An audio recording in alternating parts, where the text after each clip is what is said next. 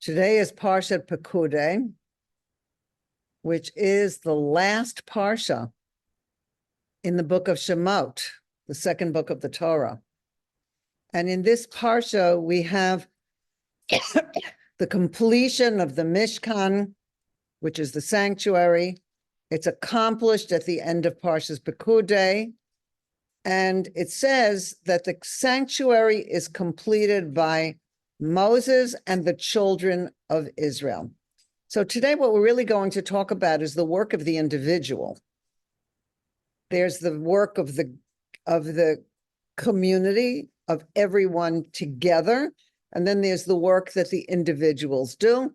And today we're going to talk about the work of the individuals. This is the last Parsha.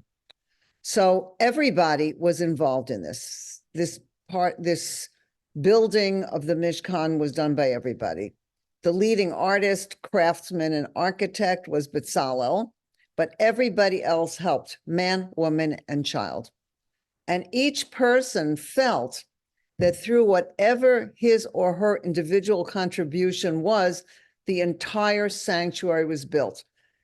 So everyone felt, whatever I put in, I am building the sanctuary. That's really what we're talking about and how we are to do that. So the sages tell us that at the end of the work, Moshe gave a blessing to everyone. May God grant that his divine presence will dwell in the work of your hands. And the sanctuary is called the work of your hands, which is applying to the entire nation collectively and also to each person individually. And the Lubavitcher Rebbe suggests, when one's participation is to the maximum of one's ability to fulfill the divine expectation, you do your utmost, however much or little that is, then you can justly feel that the entire sacred structure is the product of your efforts. So you do your part to the maximum and you feel that the whole structure is yours, that you did it. So that's interesting to talk about. What does that mean? Now, the idea of the role of the individual applies not only in the building of the sanctuary thousands of years ago, but in all of the collective endeavors today as the Jewish people. So not only was it for the Mishkan, where people gave if they had gold, silver, or copper, if they had materials that were purple, or they had wool that was purple or turquoise, if they had whatever they had, they gave it and they wanted to give it. Some people did work to spin or weave. Different people did different things, but whatever they did, their job continued, was part of the whole. And if any part was missing, then it wouldn't function. It's interesting, there have been some situations lately with planes not working so well. And sometimes it turns out that one screw is missing, and then something starts to come off that is not allowed to come off during flight.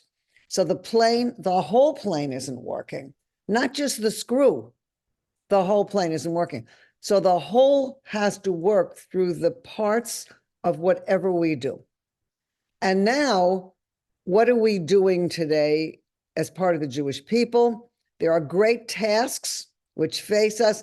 Not only do we need to preserve Judaism, we, the Jewish people, are acting together, and we have to bring ourselves and the world into the next stage of history.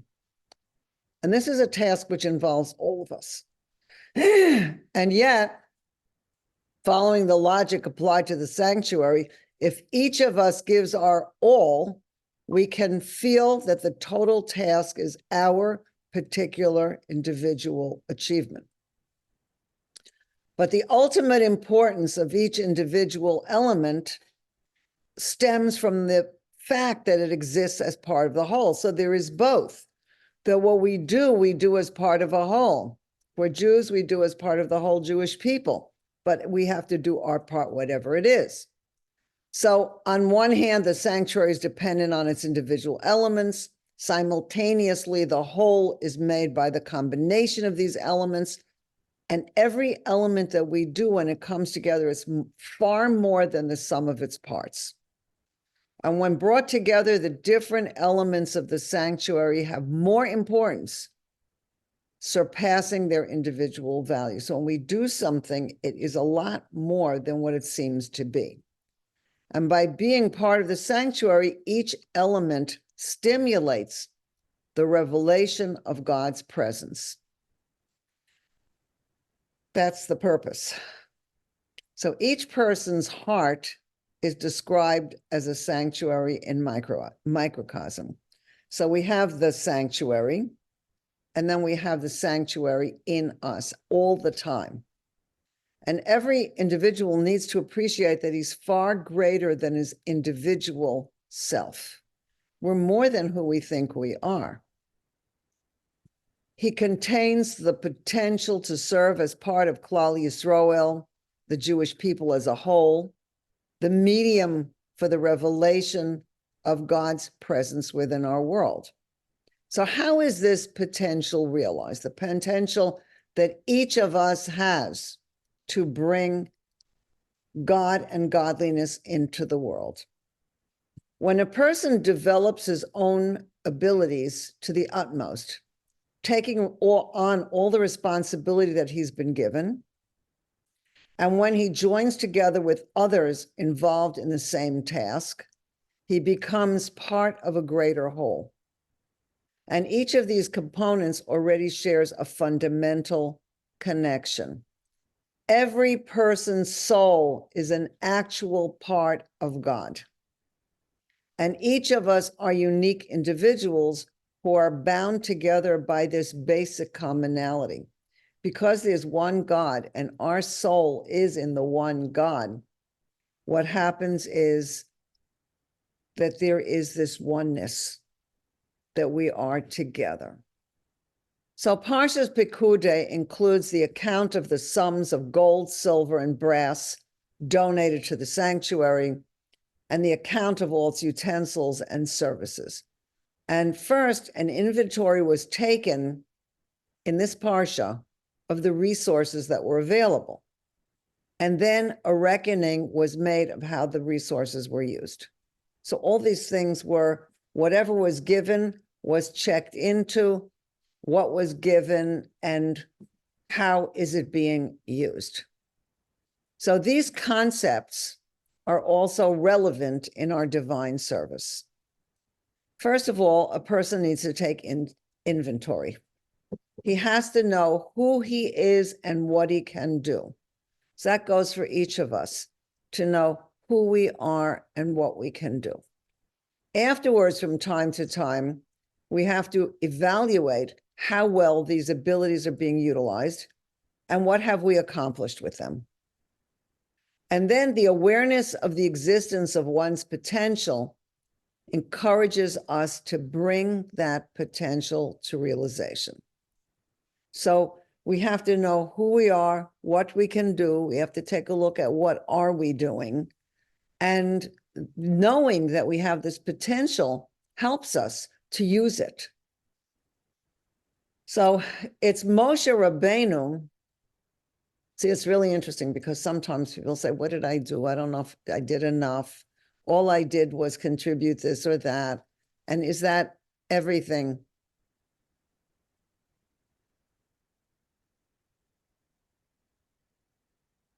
I remember one time a man came to my door to collect tzedakah. And I thought his cause was particularly worthy. And I gave him whatever I gave him. And I said to him, I wish I could give you a lot more. And he said, you just do your part. God is taking care of this. And I felt that that was so wise. And I felt also that he came to me to teach me this. It was really, really beautiful. Do your part. God's taking care of the whole. And our doing our part changes everything. Sometimes it looks to us like, this is so small. Is this worthwhile? but if it's our part, it is worthwhile. That's what we're meant to be doing. So it's Moshe Rabbeinu, Moses, our rabbi, who arouses the inner godly potential that every individual possesses. And after all the elements of the sanctuary were complete, it was Moshe who actually erected it and inaugurated its service. And it is Moshe's leadership which stimulates the expression of each individual's inner potential and encourages its synergistic interaction with that of others. So Moshe, whoever is guiding us, and that's really important. Parsha Pekudei does not conclude with the construction of the sanctuary, but mentions two further points. And this is what we're going to look at, because this is going to help us to work with our own personal work. So at the end of the sanctuary, all this, it's the cheshbon, adding up what came in and what was it used for, all of this is done. And then it says at the end that the cloud rested upon it and the glory of God filled the sanctuary. Okay, so the sanctuary had become a resting place for the divine presence. That was the purpose. And after that, it says, when the cloud arose, the children of Israel set forth on their journeys. And what that means is, in other words, they made the Mishkan, God's presence rested on the Mishkan, the cloud came in. But when it says, when the cloud arose, the children of Israel set forth on all their journeys. What that meant was that when the cloud was always with them, but when the cloud arose and it moved, then they would have to get ready to, when it rose, the people got ready to move. Then they went under the cloud to where the cloud was leading them. And when the cloud stopped, then they would camp. They would encamp and they would stay there. They would again set up the whole Mishkan. Again, the cloud would come into the Mishkan, and then they'd stay there until again the cloud rose to move to another place. But what does that mean for us? Here we see the whole aim was that the cloud would rest, that divine glory would rest. But then the last thing, when it's telling us that when the cloud arose, the children of Israel set forth on their journeys. And what that means is that our divine service requires constant progress. We're never there because we're always either doing the work of where we are or we're moving forward to do the work of moving and whatever that was until we would come to where God would put us again. Now, these 2 points are fundamental to the reckoning that each person has to make. So each person must know that the ultimate goal is the revelation of God's presence. And each must realize that it's impossible to rest on our past achievements. The ongoing revelation of God's presence involves continual advancement. God wants us to keep moving forward and keep making it happen. Now, the last Parsha that's ending with the words, with all their journeys, the Medrash says, interestingly, now this is we're finishing the second book. This Shabbat, we're going to say Chazak, Chazak, v'nitchazek. We're finishing the second book of the Torah. And when it ends with the words, with all our journeys, the Medrash says that the whole book of Shemot, of the Exodus, is describing Am Yisrael, the people of Israel, moving from darkness to light, from exile to redemption, and from exile in Mitzrayim, in Egypt, to wherever God is bringing us redemption. So this is saying that the last words of this second book of the Chumash, with all their journeys, are a completion of the concept of the whole second volume, the completion of the concept of moving from darkness to light. That's what we're going to talk about right now. How do we move from darkness to light? In Chassidut, there is a concept that every descent is for the purpose of an ascent. So when it is a descent, when it goes down, it looks worse. The situation doesn't look like what we want it to be. The purpose for that is to go up, and there will be an ascent, a going up. So part of this is that it's impossible to experience ascent without a previous corresponding descent. So always for there to be an up, there has to be a down first. When you think about a birth, a woman starts to not feel well. She feels pressure. She doesn't feel good. She doesn't need to know if she should get her doula or her hospital or whatever she does. What should she do it now? Should she make a call? She doesn't know. And then it gets worse and worse. And then the signs seem to be still worse. And then she calls and makes her move. And then it's still worse. Until what happens is a baby is born. And there's that baby, not looking so great, but the baby's here. And then there's a certain amount of integrating what just happened. And then the baby is washed and she feels better. And now she's got a new life. And what she worked for is happening. So you can't have the ascent without the descent first. So now we're going to tell a story. And this story, I think, says so much because this story gives insights into our journeys. So there's a famous story of a chassid of the Alter Rebbe. This is some time ago. This story of Rev Gavriel was his name. He was financially successful. Everything was going well. Rav Gavriel and his wife had been married for 20 years without children. But at this time in the story, his business was going down. And when he visited his Rebbe, the Alter Rebbe, Rav Gavriel never once mentioned that his financial resources were going down. And he didn't say that he didn't have children because he talked about how can he serve God better?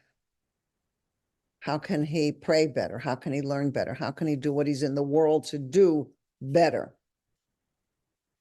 Now, it was the custom of the Alter Rebbe to ransom captives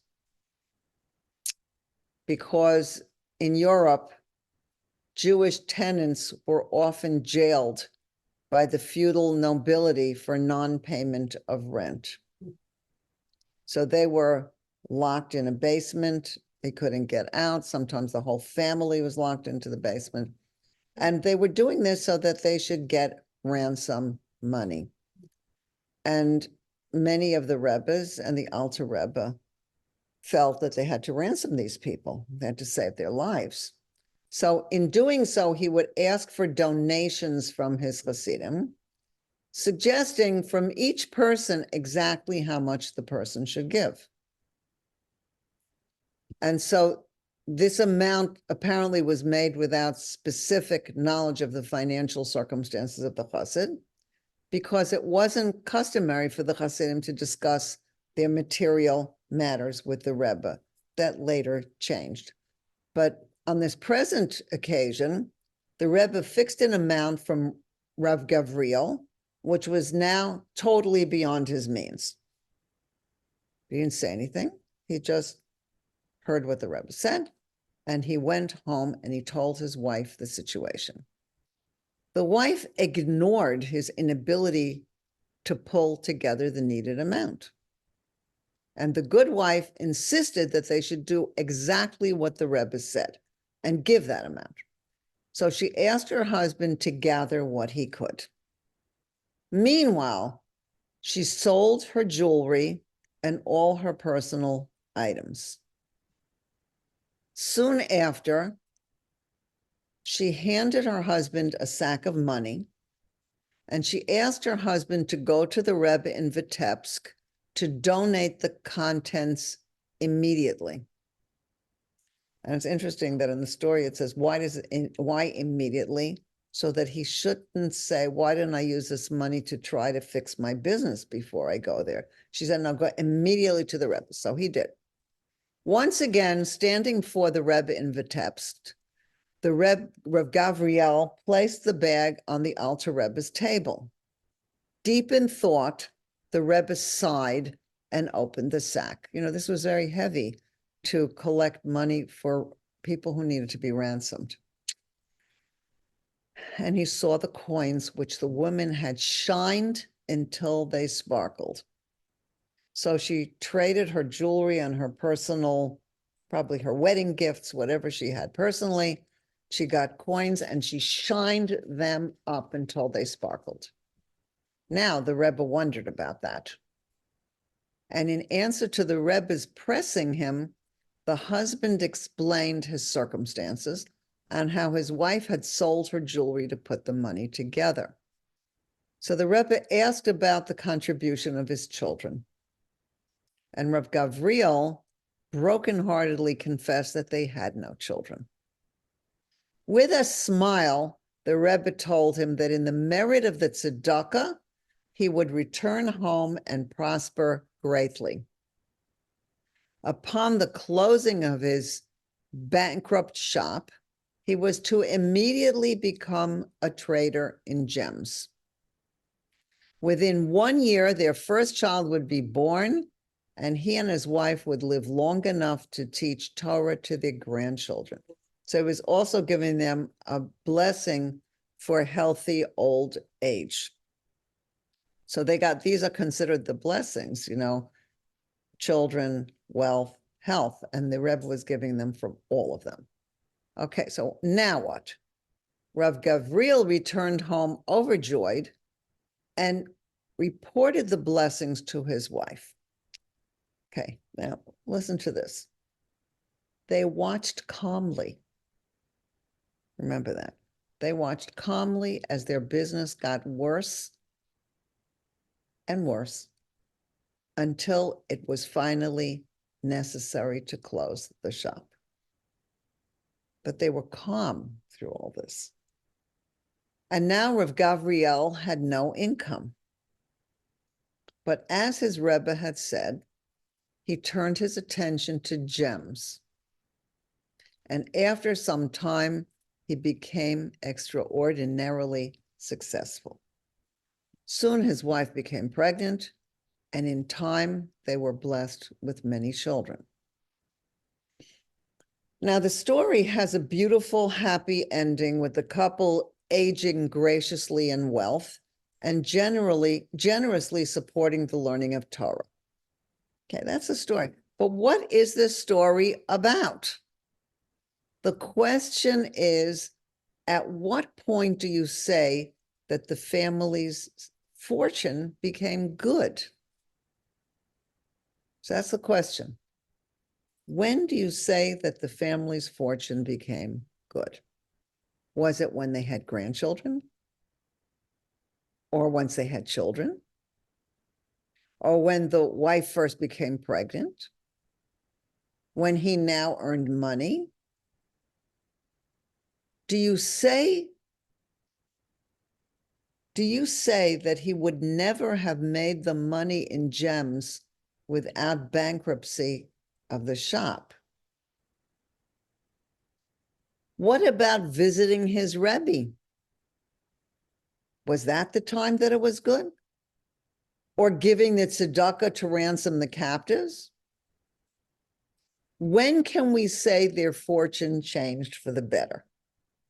So the question is, if there is a journey from darkness into light, at what point do you say that the process of movement to the light began?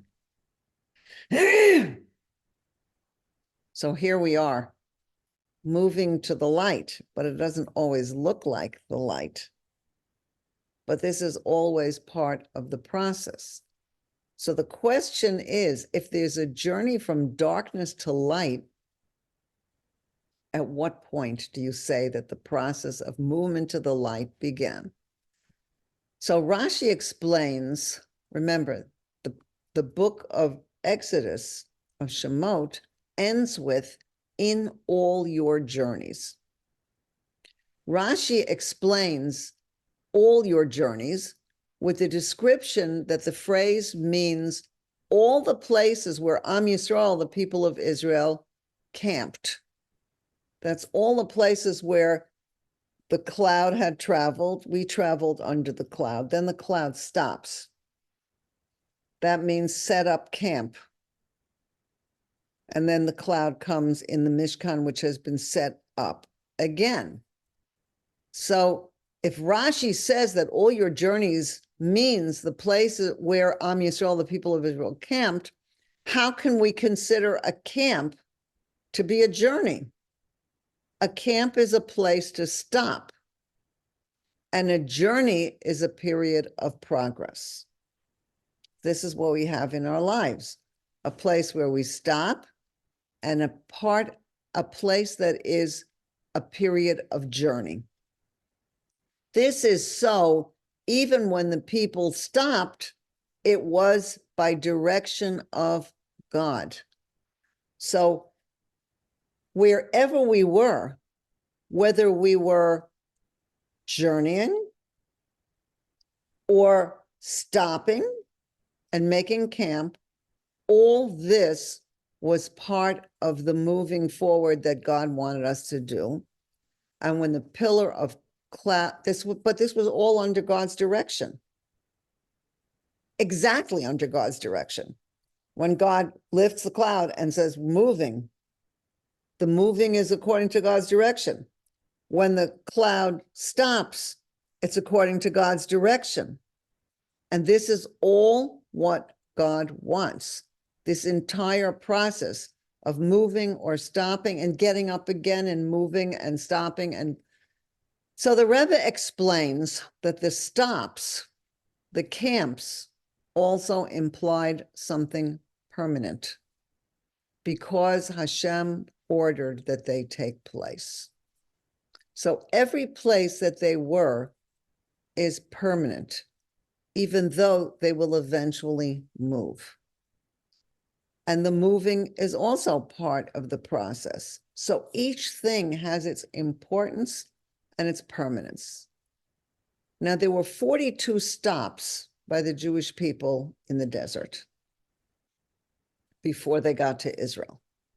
And the Baal Shem Tov explains that these 42 journeys are 42 levels of change in every person's life. That we also have our 42 levels of change in our own lives. Everything in the world has a purpose, and it's purposely created. So that's something that we need to know, that whatever we're doing, that by itself is meaningful. So it's not that, well, if you don't stay in that place forever, that it makes it meaningless. It means wherever you are, there's meaningful purpose, that this is important.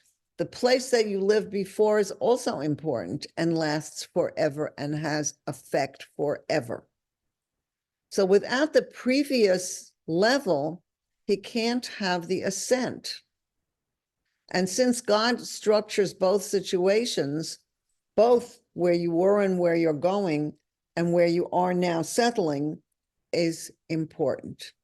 So any progress implies an elevation of the previous position. So wherever we were, it's leading us to where we are now. But it's not that where we were is not meaningful anymore. Everything is meaningful. So in order to make the ascent, to have the blessings of children and financial sustenance, Rabbi Gabriel and his wife had to first undergo a descent. So what was the dissent? Initially, the lack of children, and subsequently temporary poverty. So in order for there to be a change in spiritual direction, there had to first be a tapping in the will of God by straining to do a mitzvah. So this is something that we know before the 6-Day War, which was many, many years ago. The Lubavitcher Rebbe said people need to put on tefillin. In other words, that there was a mitzvah, an added mitzvah that needed to be done. So people who had tefillin and did put on tefillin were inviting people to come who didn't usually put on tefillin to put on tefillin. And people lined up in the streets to do this mitzvah. So in order for there to be a change in spiritual direction, you had to think, what could I do that God wants me to do? And it was the mitzvah that they needed to do, but it was necessary for it to be accomplished beautifully. So not just to do the mitzvah, but to do it beautifully. So the mitzvah had to be performed as best they could. And her example, this woman, Rav Gavriel's wife, she had jewelry. They were wealthy. And what did she do? She realized that she needed to do this. She needed to take a Jew out of prison. And that in order to do that, she needed to help. She needed to be part of it. And the Rebbe said, this amount of money will make a difference. It will help. So what she did was she sold the jewelry. Now to her, the jewelry had been beautiful before. And now when she sold it and she had coins, she wanted to give her beauty, the money and the beauty. And so what she did was she didn't just say, look at this bunch of coins now. My jewelry is so beautiful and I have a bunch of coins. She said, I want this mitzvah to be beautiful. And she took out rags and she shined up those coins until they shone like her jewelry had been. And now she moved her ability to do the mitzvah. So there was never a question of not giving the money or giving it grudgingly. It was something she wanted to do. And the woman sat shining the coins until the preciousness of the mitzvah was shown by what the shine of what it really looked like. And to her, to take one Jew out of prison was precious enough to shine the coins. So this action, this mitzvah, was enough to change the spiritual position of the couple. It's interesting. I actually knew a couple. They're now of blessed memory. The Rebbe also told him that he should give a large sum of money to help the yeshiva that was not doing well. He did not have that money. And they had been doing well, but not like on that level at all. And his wife sold her jewelry. And they gave the Rebbe the large amount that he wanted for the yeshiva.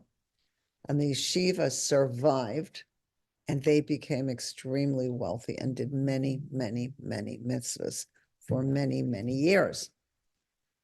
So this action that she took was enough to change the spiritual position of the couple. Before the couple could change spiritual positions, before that camp in their journey, there first had to be a stop, a camping place. But we need to understand, and both the camping and the journey are critically important. Without the camp, there can't be a moving forward. The concept is one of pause and growth. Pause and growth. Interestingly, this is the destiny of the Jewish people. Each stop is necessary to allow the opportunity to journey again. And there are many, many, many stories, countless stories of tzaddikim going through extraordinary setbacks without apparently undergoing any negative emotion. That's how they felt. Why? It's possible to reach this high level where each stop is perceived as a necessary and valuable ingredient of the journey. So this is something really amazing, that if people could get to the place, we could get to the place where whatever the situation is, it is considered a necessary and valuable part of the journey. Then what happens is that there's a calmness, because this too is part of it. The camp is the present potential for the new journey. Without the camp, there can't be an ongoing journey. In other words, sometimes you have to, you are stopped in a place, but what is meant to happen in that place? Whatever it is, it's necessary for the next part of the journey. So is the apparent stopping or camping a cause for sadness? That depends. What does it depend on? It depends whether we tune into the camp or into the journey. And that depends on a person's emunah, faith. If a person is, when are we focusing on that we're stopping? Are we focusing on that we're going? If a person is aware of the hashgacha pratit, the divine providence, and he knows that his neshama is in his body, his soul in his body for a specific person, and he knows that that purpose is for the good, then he knows that a setback is an opportunity for growth. Sometimes what seems like a setback is actually an opportunity for growth. But the growth is not automatic, and that's important for us to know. Rev Gavriel and his wife did not become rich and have children and grandchildren automatically because they experienced the descent. They had to do something. So sometimes when it seems like there's nothing I could do, we have to ask, what can I do? They had to make a change in their spiritual position. So then we could say, what can I do to make a change in my spiritual position? And they gave their last penny, and they gave it shiningly. If a Jew makes camp for a period, the potential is for the new journey, the new growth. He must look into himself to find that potential and determine what then to do. So sometimes we say, I don't know what to do next. I mean, I feel like, sometimes people graduate from college, they're in a position that feels like a camp. They have nothing to do. They finish their work. It's done. What to do now? So now they feel like I need to look for a job, or I need to, whatever they decide. But a good thing to do is to say, what can I do to elevate my situation? Give tzedakah. Doesn't matter if it's a lot, but it should be something that you feel is good, or whatever your mitzvah that you feel. We all have places where we feel we could be more careful with our mitzvah, or that there's a place where we feel, I know I need to take this step forward. So even though you don't feel like you're going anyplace, it's in between things, take the step forward and go do that mitzvah and figure out look into ourselves and say, what could I do better than what I'm doing? Find that potential and determine what to do. Now, for some people, it's automatic. And then their brachot are automatic, like with Rav Gavriel and his wife, that she said, we're doing it. How will we do it? I don't know. I don't know. Yeah, you gather what you can gather. I have jewelry. That's money. I'm going to sell this. I'm going to do this. That's the step I'm going to take. But it's not enough. I need to shine it up. What can I do where I am? And they didn't need to agonize over why they had no children or why they lost their money. They just took everything calmly. Whatever God has given, what can I do in the place that God has placed me? Other people need to look into their inner spiritual sensitivity to determine where the problem lies. You know, the person who graduated college could be sleeping every day because he's tired from all his finals, and he could be doing nothing. And maybe he needs to look into his own inner spiritual sensitivity and say, what could I do now and here? What could I do better than what I have been doing? This is a new beginning right here. Not I'm waiting for the new beginning to happen over there when I get the job. The new beginning is here, right here where I am. What can I do to make it better here? Get together with friends, bring more people, make a project. And so some people have to look into themselves. Now, some people need to do this every time that they're encamped in one of the 42 stages. This happens 42 times in our lives that we have a change in stage. So the solution for the Jew will always be in changing his spiritual position, changing and increasing in one aspect or another of learning Torah or doing mitzvahs. So when somebody finds themselves at home when they're used to going out, that's like a camping. What is it that I can do here? What can I do to increase my spiritual steps? For Rav Gavriel and his wife, it was tzedakah. And for another person with a test, it could be kosher, Shabbos, mikvah, or some other mitzvah. Sometimes a person may need to meet a Rebbe, like Rav Gavriel did, and sometimes a person can journey alone.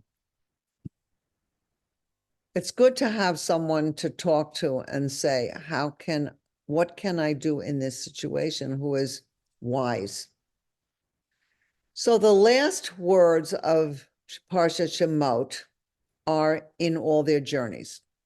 And this is the sealing statement of journeying from darkness into light, going from slavery in Egypt to building and making a tabernacle, which is God's dwelling place. That's what they were. But then it's showing more journeys because we're never stopped. There's always more.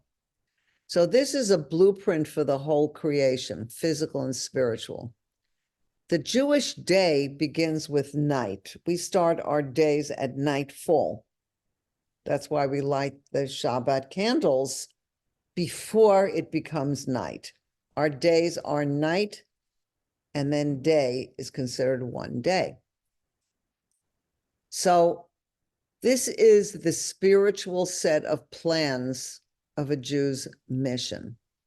Our task is to turn darkness into light, exile into redemption, camp into an upwardly mobile journey, always recognizing that the camp is a critical part of the upward mobility.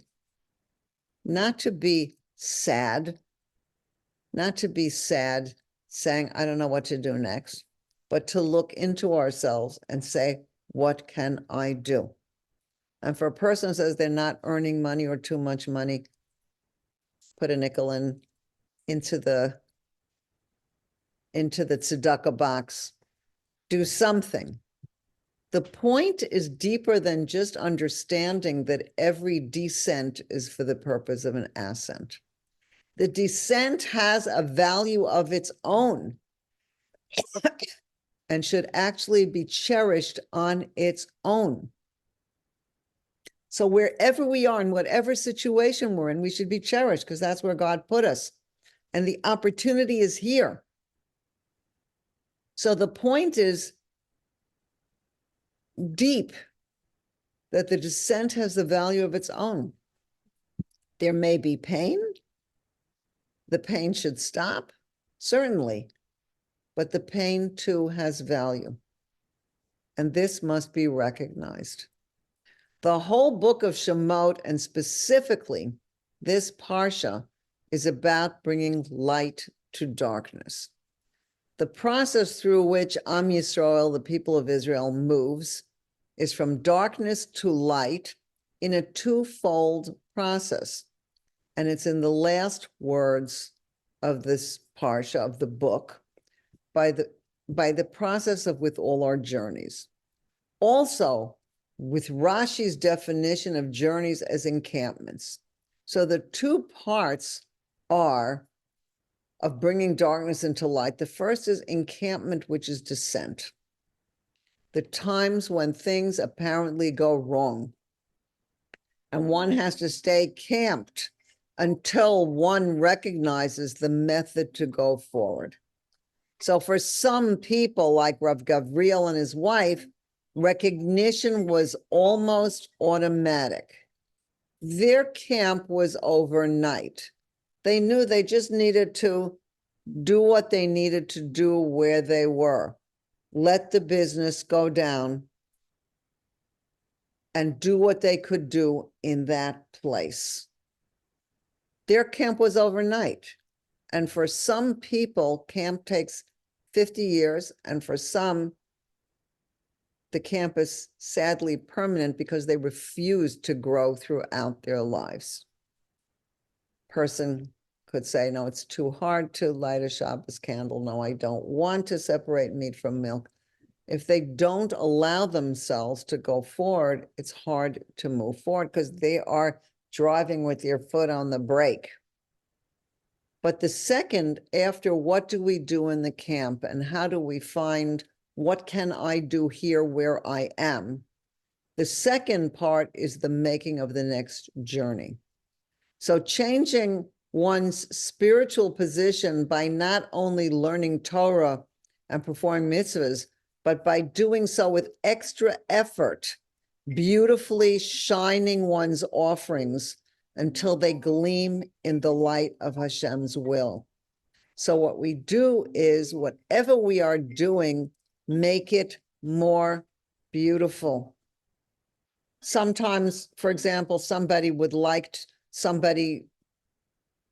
is home because they hurt themselves, they can't drive, and you're in a time that's a very busy time and you can't get up and go visit them.